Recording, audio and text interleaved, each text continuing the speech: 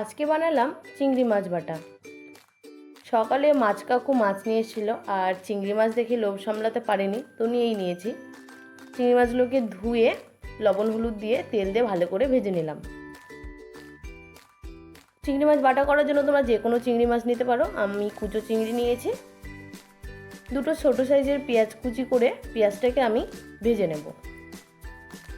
সামান্য পরিমাণের একটু হলুদ আর লবণ দিয়ে পেঁয়াজটাকে লাল লাল করে ভেজে নেব। পেঁয়াজ লাল লাল করে ভাজা হয়ে গেলে পেঁয়াজটাকে বাটিতে তুলে নেব। এবার কড়াইটাকে আমি ধুয়ে নিয়েছি, দিয়ে দিলাম সর্ষের তেল। এবার আমি দুটো শুকনো লঙ্কা ভেজে নেব। তোমরা তোমাদের ঝালের পরিমাণ অনুযায়ী লঙ্কা দিয়ে দেবে। তো শুকনো লঙ্কাটা ভাজা হয়ে গেছে, এবার শুকনো লঙ্কাটা তুলে নিচ্ছি। এবার এই তেলেই ভেজে নেব রসুন।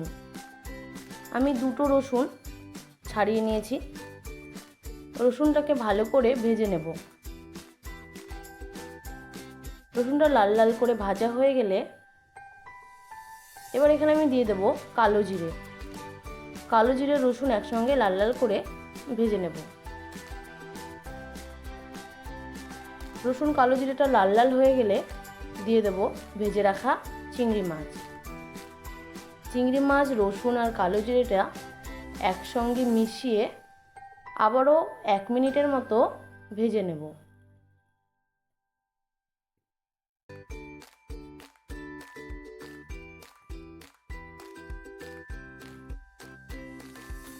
ভাজা হয়ে গেলে মিক্সিতে এটা ভালো করে পেস্ট করে নেব। তোমাদের কাছে যদি শিলপাটা থাকে তোমরা কিন্তু শিলপাটাতেও বাটতে পারো, তাহলে কিন্তু টেস্টটা আরও ভালো হয়। আমার কাছে শিলপাটা নেই, তো সেই জন্য আমি মিক্সিতেই করছি।